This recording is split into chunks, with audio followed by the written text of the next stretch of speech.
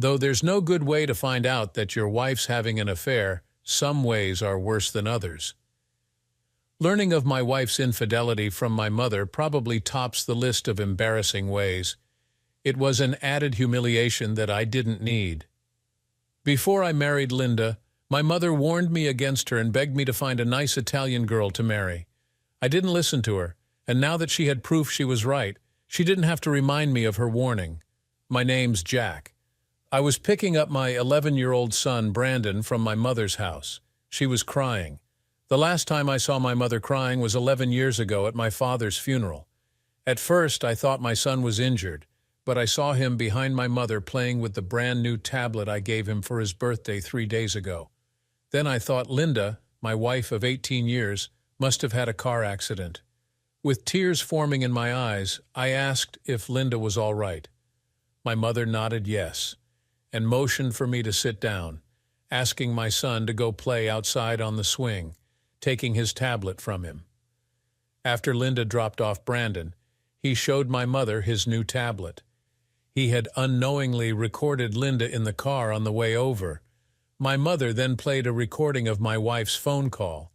My wife was making plans with a man named Tom to go away in a few days for a weekend to Miami.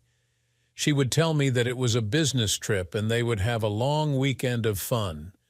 They would leave early Saturday morning. She was now on the way to his house after she dropped off our son at her mother-in-law's, and Tom explained that he would meet her there in 20 minutes. She should use the key under the big rock to let herself in. She had hired Tom's attorney to file for her divorce from me. She and Tom bragged that when they returned from their trip, she would tell me the truth, claim I beat her with a black eye courtesy of Tom, and have me arrested for spousal abuse, jailed, and take everything I owned, including my son. They laughed at how I was just a stupid, boring, clueless insurance agent.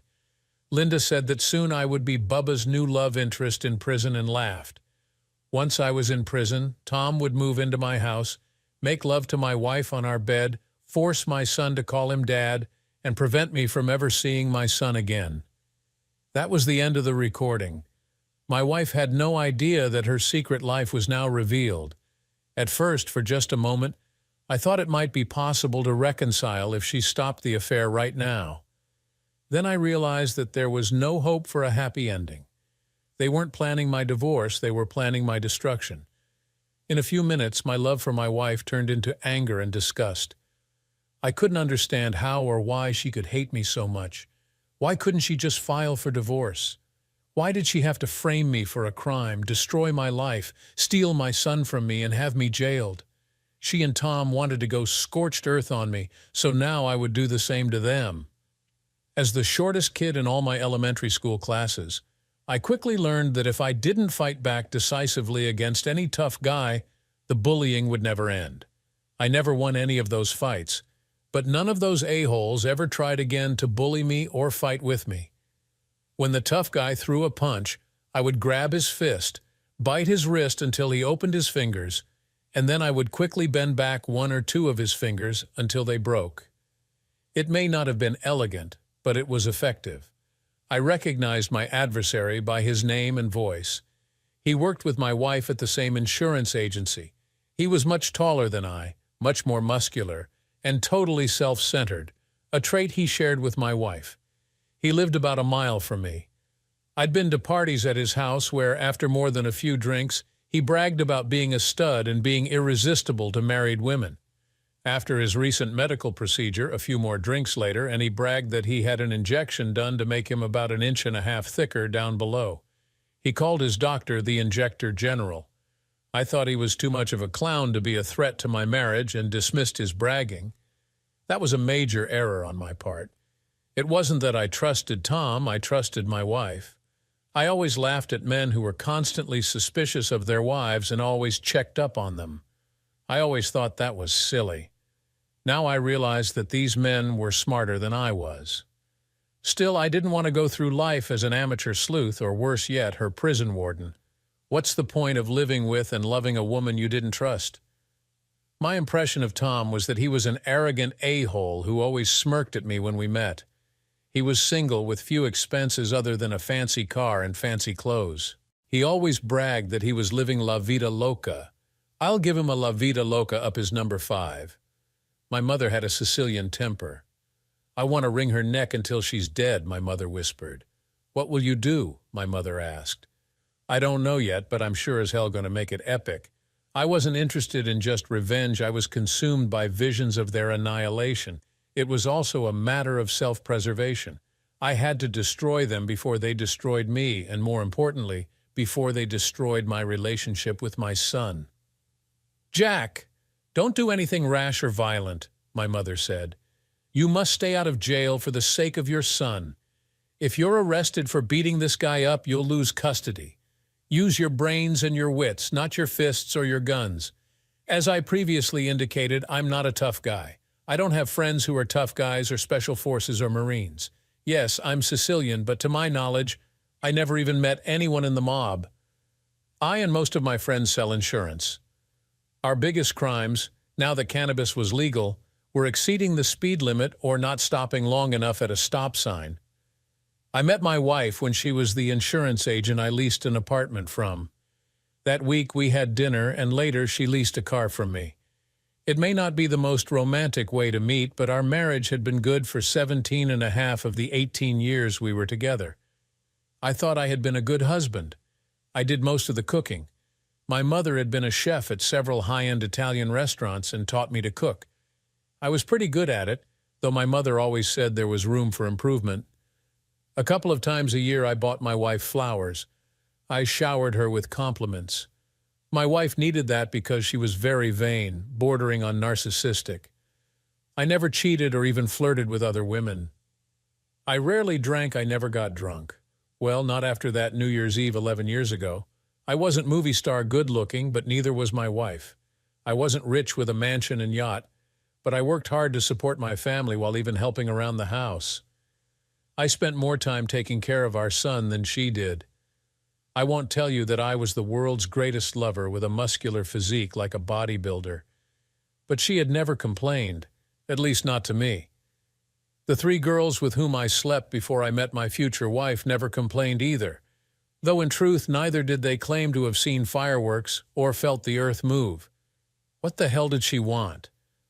Of course, her hours with her lover were more exciting than our time together. They could act like carefree teenagers with no responsibility. It was forbidden and filled with novelty and the excitement of cheating and someone new. They didn't spend their time together worrying about paying bills, grocery shopping, repairing the house, and helping a child with homework, or pretending to laugh when he told us his 5th-grade version of a joke. Tom never took care of Linda when she was sick or held a wet washcloth to her forehead as she vomited into the toilet like I had on more than one occasion. That's the other side of romance in a marriage, the side that separates permanent real love from mere temporary sexual infatuation. I decided that her cheating had nothing to do with me, but with her craving novelty and excitement. Looking back in time, it was now clear to me that my wife had been having an affair for at least 7 months. Suddenly she had to work late one Tuesday a month showing houses. What the 2 of them did during the workday was still a mystery, but now I had a clue. I needed to double-check her infidelity. As I drove my son home, we detoured past Tom's house, and I noted my wife's car parked outside. I returned home with tears in my eyes and erased the incriminating recording on my son's tablet.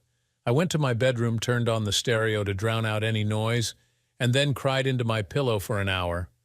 I looked into the mirror and saw how red and puffy my eyes were. I showered. My wife was home 2 hours later for dinner time. She kissed me as if nothing was out of the ordinary. I noticed that her hair was damp. She, too, had recently showered. She asked why my eyes were red, and I told her that I got some shampoo in them while I showered. She brought home Chinese food, which she loved. As we sat down for dinner, I asked about her day. She claimed nothing special had happened.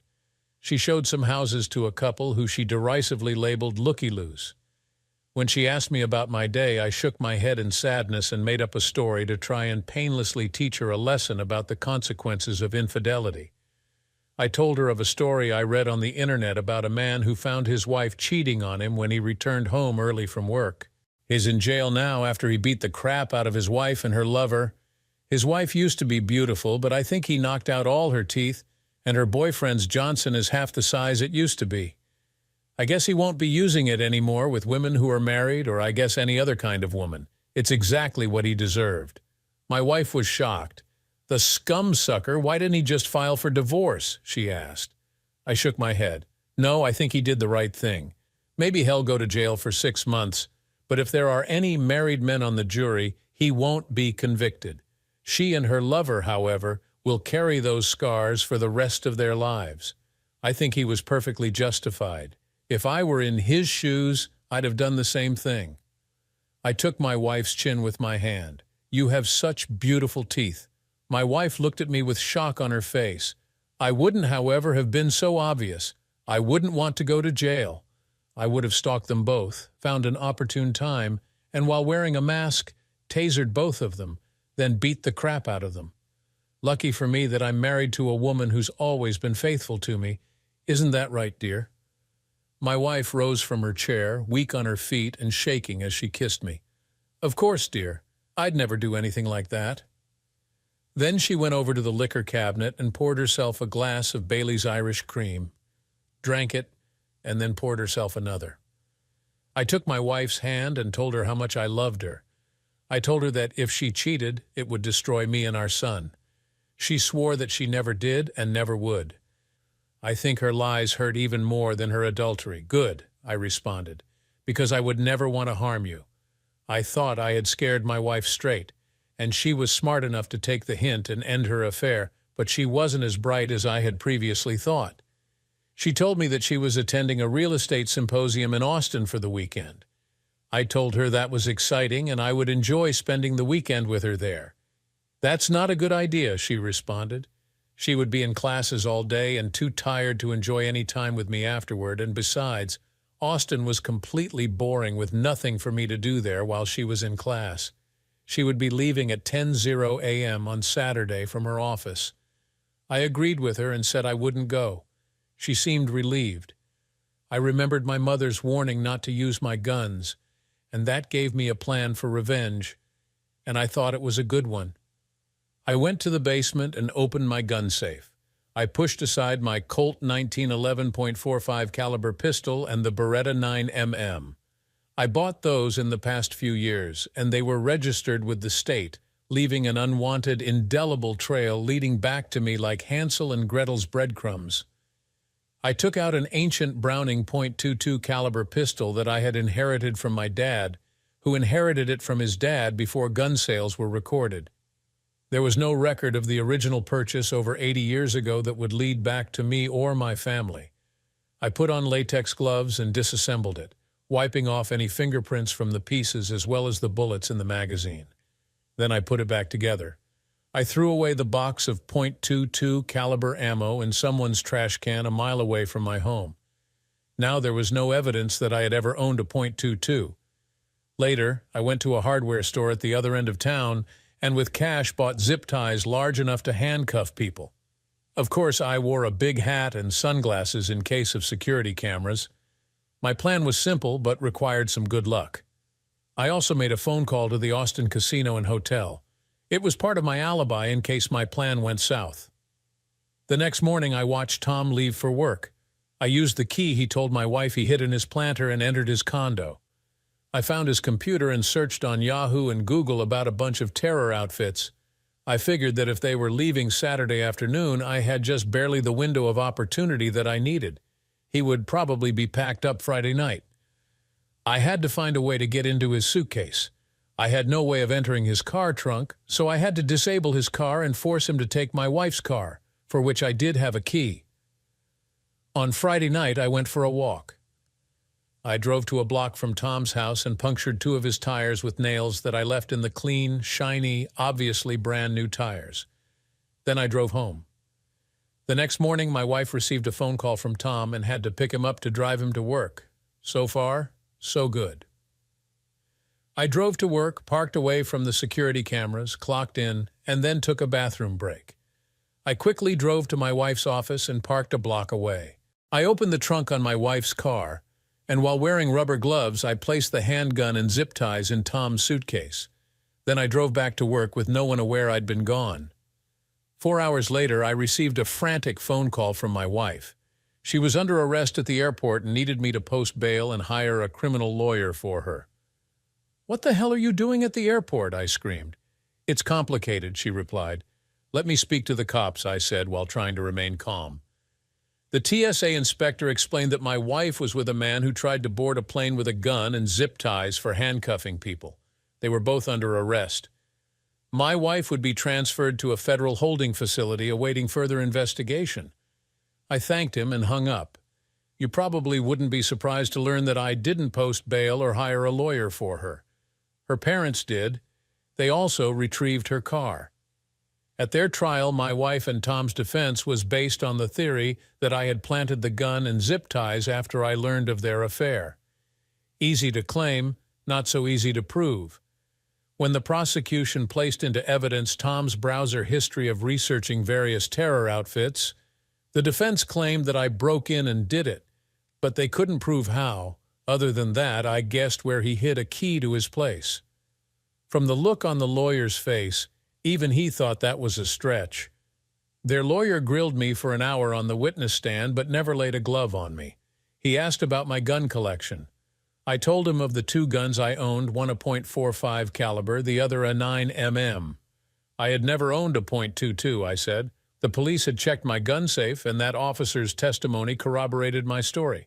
There was no record of me ever buying or owning such a gun. I had even made reservations for myself and our son for a hotel in Austin, where she said she was going, claiming I wanted to surprise my wife because I believed her story. My wife's attorney also asked if I slashed Tom's tires. I replied, no. When her attorney asked, "So you expect the jury to believe you were that naive about your wife's infidelity?" "Counselor," I responded, "I admit that I wasn't naive." Her attorney's eyes opened wide. He was shocked at my admission. Before he could say another word, I continued, "I plead guilty to being an idiot and a total fool who loved and trusted my wife 100 for 18 years. Of course, the defense attorney objected, but it was overruled since he brought up my naivety on cross-examination. The U.S. attorney put my time card for that day into evidence. It showed I was at work and had no opportunity to plant any evidence. Then she introduced my wife's tablet, which was password protected, and showed no spyware enabling me to read its contents.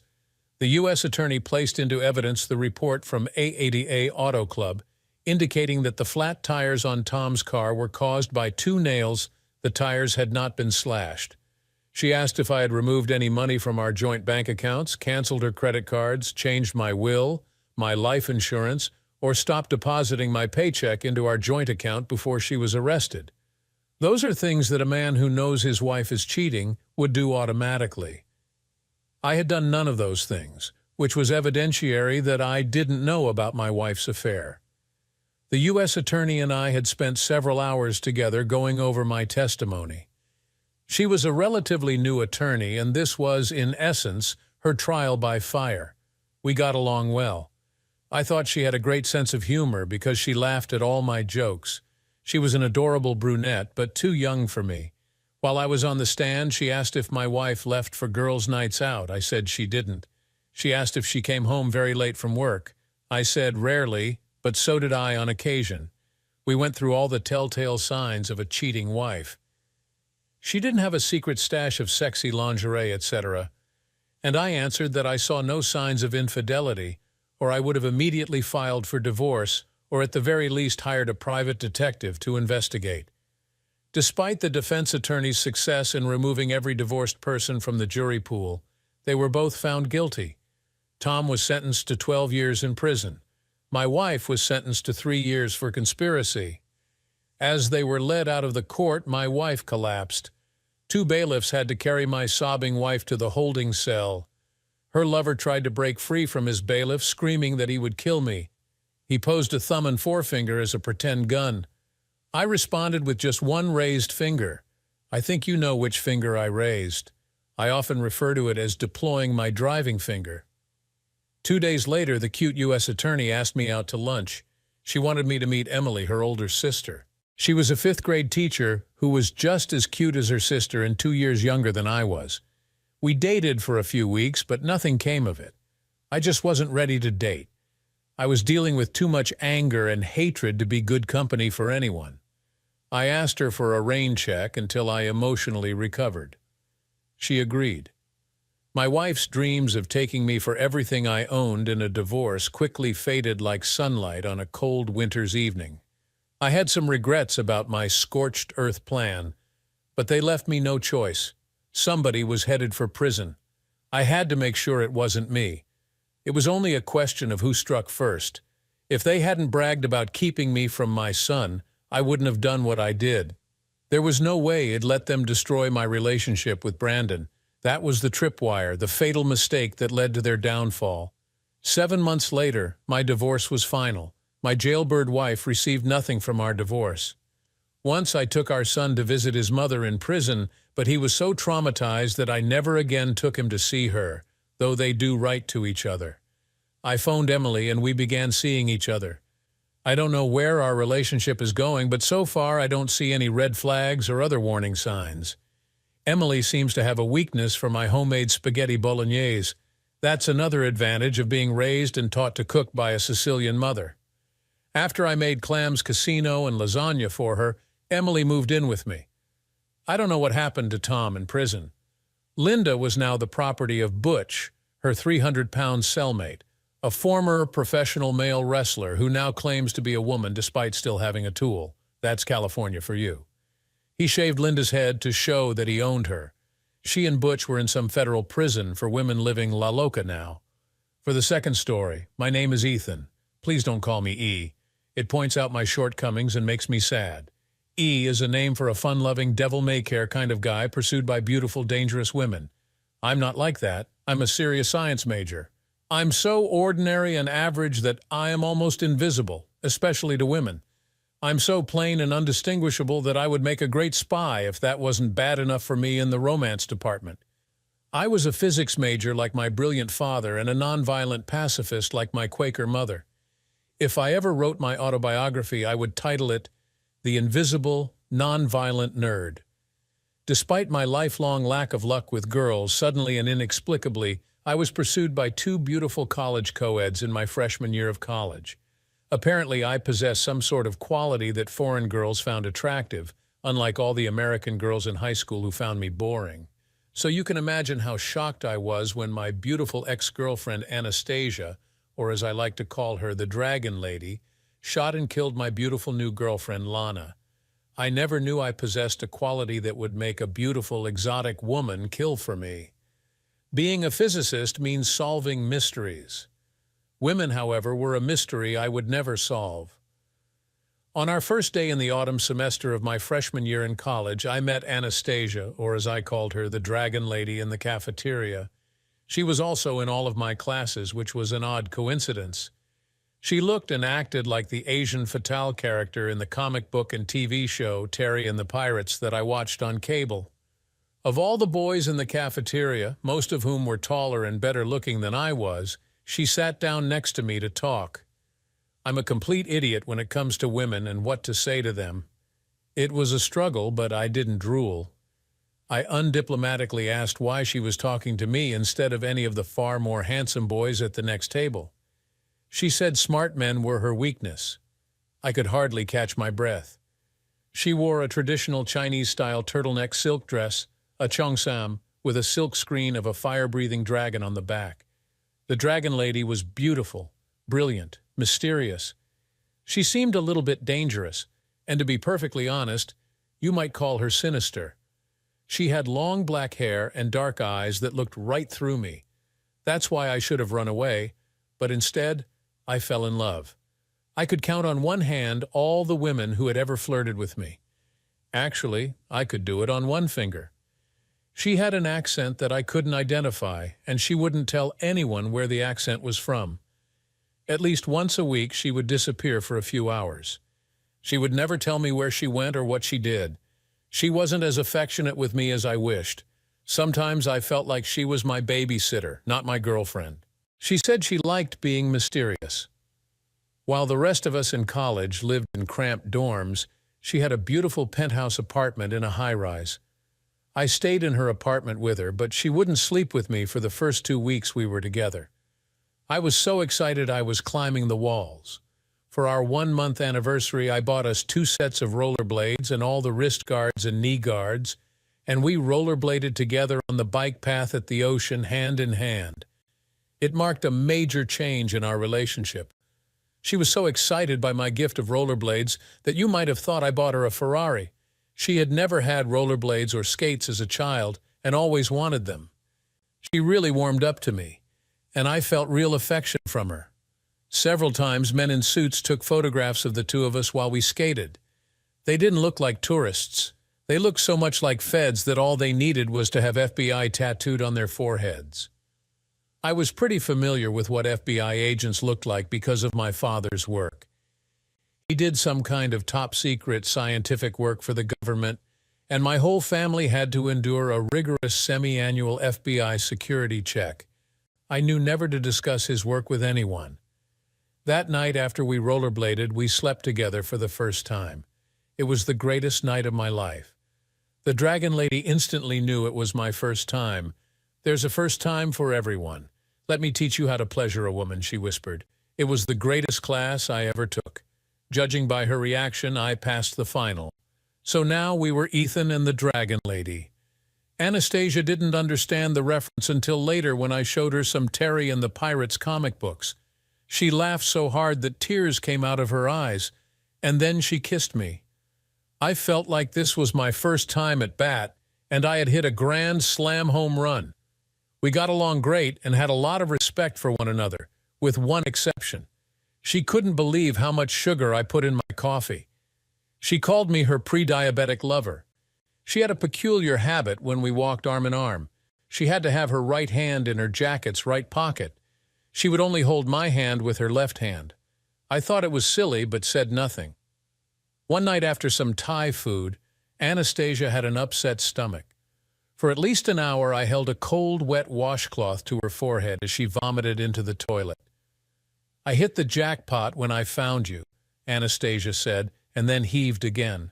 Though normally she seemed to be the strong and invulnerable one in our relationship, I was captivated by how defenseless she was now that she was sick. Being able to care for her that evening made me feel stronger and deepened our bond. I was definitely not a macho Haman, but I instinctively understood how to care for a woman I loved. As I said that to myself, I was struck by the realization that I was actually in love for the first time in my life. For the first time in my life, I understood what being in love felt like. It felt amazing. For 3 months, life was good. No, it wasn't just good, it was in fact great. I didn't have a lot of money to spend on her, but she didn't care, or at least she never said anything. The wardrobe in her closet cost more than my car. I took her to the zoo, the Griffith Observatory, and many more free cultural places, and we had a great time on the cheap. I couldn't wait to take her home to meet my parents. One Saturday night, we went to see a play in downtown San Francisco. She looked extra special, gorgeous. She wore her hair up with a long, sharp Chinese-style hairpin through it. Because I couldn't afford the parking lot, I found a space for free a few blocks from the theater. After the show, we were walking back to the deserted street when 3 big guys waiting next to my car blocked us. I didn't know what to do, but the Dragon Lady did. She laughed, which infuriated them. One held handcuffs in his hand, the other 2 aimed guns at us. The Dragon Lady's right hand was, as always, inside her coat pocket. She apparently had a gun in her pocket and shot them through her coat. One was hit in the chest, and the other 2 in their heads. The one shot in the chest lunged at her, knocking the gun from her hand. Anastasia turned sideways and kicked him in his face, which stopped him for an instant. Then she took out the long, sharp hairpin from her hair and plunged it into her assailant's neck, which ended his attack. After she picked up from the ground her snub-nosed Colt Python .357 Magnum revolver with a soft hammer, she put a round into his head as he choked on his own blood. A nondescript van laid rubber as it raced away. She didn't bat an eye but took my hand, and we quickly entered my parked car. She did mention how pissed she was to have ruined her beautiful coat. To say I was totally freaked out doesn't even begin to express my feelings. "Who are you?" I asked. She just smiled and didn't answer. Are you some kind of spy or assassin? Well, I suppose I could be both, but let's just say I'm a girl who was once mugged and is now always prepared. Then she took out her cell phone, made a call, and whispered what sounded like clean up 2 blocks south of the Fox Theater on Grand Avenue on the east side of the street. But I was so upset that I can't be sure that's what she said. I didn't know why she had to kill them. If it was a mugging, we should have just given them our money. Though I was puzzled why one of them held handcuffs in his hands. My mother was a Quaker, and that's how I was raised. We're nonviolent pacifists. Loving a killer tore my heart out. I tried to balance my love for Anastasia against the values I was raised with. Now that I saw her kill 3 men, I could never take my dragon lady, a killer, home to meet my pacifist mother. I stayed awake all night until I came to a decision. In the morning, I told her I would never reveal that she shot those men to anyone, but I could no longer stay with her. Violence was against all the beliefs I held dear. She accepted what I said. I saw tears in her eyes as she kissed me on my right cheek. Then I took my suitcase and left her apartment. As I left, I heard her whisper, "I really loved you." I got into my car and cried for a half hour before I pulled away. How could I love such a cruel, cold killer? How could she kill so easily while being so kind and loving with me? You'll never understand women. We saw one another every day in class, but didn't speak to each other. We only nodded. In the cafeteria, I sat with friends. She always sat 100 feet away, alone. I missed her a lot and was tempted to run over and kiss her, but I didn't. To tell the truth, as much as I loved her, I was also that much afraid of her. A week later, I was rollerblading alone on the bike path, lost in my memories of Anastasia, when an incredibly beautiful girl lost balance on her rollerblades, falling and taking me down with her. My pants were torn, but neither of us were hurt, so we just laughed. The girl offered to buy me a coffee to make amends, which I immediately accepted. Over our extra-long coffee break, she told me that she had 2 tickets to a jazz club and wanted to go on a date with me that weekend to the club. I loved jazz and was very excited. She was very touchy-feely with me, and I loved it. She told me about her family. Her father was a police officer, as was her mother. I explained that my dad was a scientist and my mom was a 4th-grade teacher at a Quaker school. She was fascinated and wanted to meet them. We had dinner that night with my parents, and we all got along great. She spoke with my father as much as she spoke with me. She had no interest in my mother. For a moment, I thought she was flirting with my dad. She had a scientific background and asked my dad questions about his work and if she and I could visit his lab. Even though he had a few drinks, he wouldn't answer her questions. He repeated the Tom Cruise joke from Top Gun that if he told her, he would have to kill her. We all laughed. He did say that he was proud of me for following in his footsteps as a scientist. I wasn't madly in love with Lana like I was with Anastasia, but I liked her a lot. I thought it could grow into love. I guess with the self-confidence I gained from my relationship with Anastasia, I was more desirable to women. That night we met outside the club and went inside together. We ran into 2 male friends of hers, and we all shared a table. It was a great night. I really enjoyed her company and the company of her friends, whose names I couldn't pronounce. They acted like I was the most interesting and exciting guy on earth, as they hung on every word I spoke and laughed at all of my jokes. Lana couldn't keep her hands off me. I was on top of the world. The guys kept buying us all drinks, and I did, in fact, drink too much, much more than the rest of our party. With help, I staggered out of the club. They said I was too drunk to drive, and I agreed. They guided me towards their panel van, and I stopped to catch my breath. Lana slid open the side door to the panel van, and the other guys were guiding and pushing me inside when 3 shots rang out. From my previous experience with the Dragon Lady, I recognized the explosive sound that a .357 Magnum makes. The Dragon Lady and 2 guys with her jumped out of another panel van and ran towards me, firing as they ran. Lana and one of the guys were now missing their heads. The third one lay on the ground pulling out a gun. He aimed it at Anastasia. I still loved her. I couldn't let him hurt her. I didn't think I acted instinctively and pushed the gun aimed at my dragon lady into his chest while I pushed his finger to pull the trigger, killing him instantly. I was a Quaker and ashamed of myself. I began vomiting into the gutter. Anastasia administered a coup de grace to the heads of Lana and her two friends, then ransacked their pockets, taking their wallets and cell phones. She asked if I was all right and tried to kiss me. I pushed her away. Then they shoved me into their van. One of the Dragon Lady's guys drove off in the other van with the 3 dead bodies. As drunk as I had been, I quickly sobered up. I just killed a man. How could I have done that? I was a Quaker. What the hell just happened? The Dragon Lady handed me a thermos of coffee and ordered me to drink. I wasn't about to argue with a stone-cold murderer, so I drank. My alcohol-soaked judgment was a little off, and I asked if they had any sugar for the coffee. Anastasia started laughing.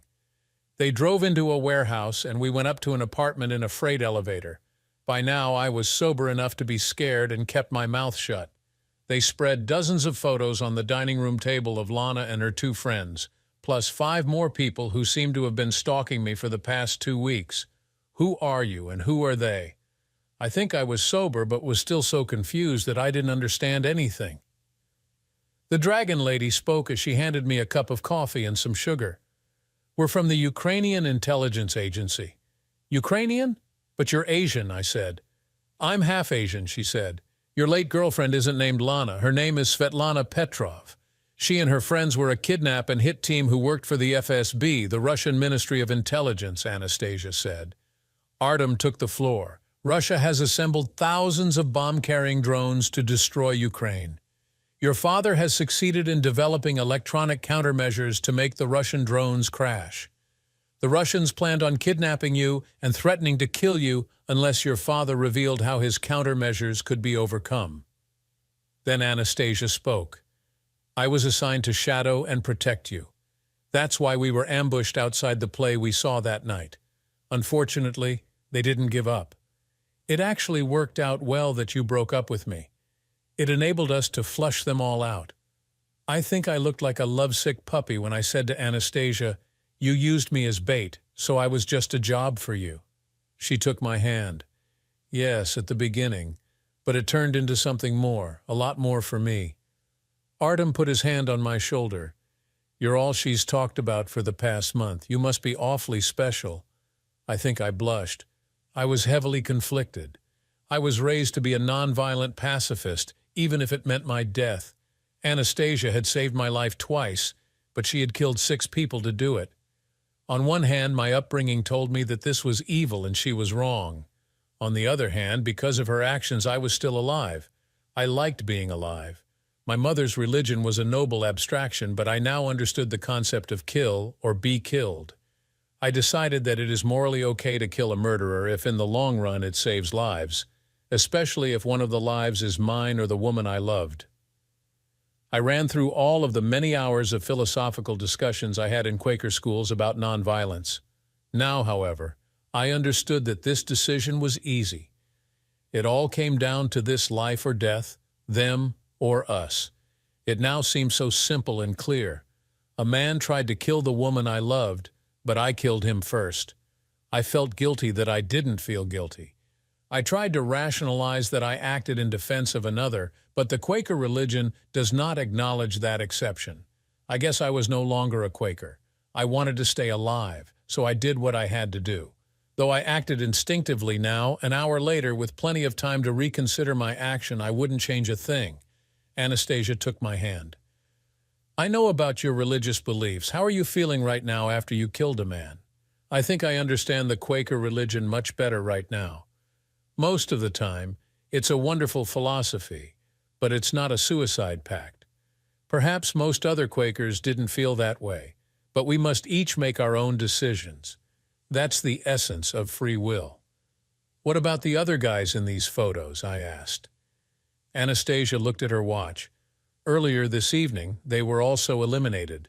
Will they keep coming after me? I asked as I nervously tapped my toes. Artem spoke with a serious voice. We believe so. But now they'll really want your scalp because of you.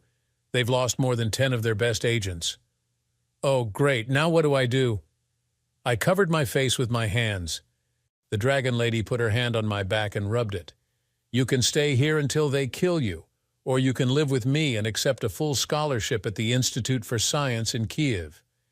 By the time you graduate, the technology will have advanced enough that your father's work will be obsolete and you will be safe. All worries about exile and murder were erased from my mind. Live with you? Do you mean that? The dragon lady pulled my head towards her. Yes, you're something of an acquired taste, but you've grown on me. I didn't lie to you when we first spoke. I'm only turned on by really smart men, and you're as smart as they come. Okay, I'll go to Ukraine, I whispered. I didn't think I had a choice. One of the guys made a phone call, and the next thing I knew, we were driving to the Long Beach harbor. The dragon lady said we wouldn't be safe at the airport. The Russians would be watching for us there. We boarded a ship bound for who knows where with our ultimate destination in Ukraine. The next morning we were out at sea. I walked the deck with Anastasia and the other guys. I put my arms around Anastasia and told her I loved her. Then she kissed me back. I love you too, Ethan. I put my arms around Anastasia. I no longer feel like an Ethan dragon lady. From now on you can call me E. She pointed to her 3 associates, each of whom wore a shoulder holster, as did I. Of course, E, and these are your pirates. Thanks for joining us for this intense and gripping tale. If you enjoyed it, be sure to give us a thumbs up and subscribe for more incredible stories. What would you do if you found out your partner was planning to frame you and destroy your life? Let us know in the comments below. Until next time, stay tuned and stay curious.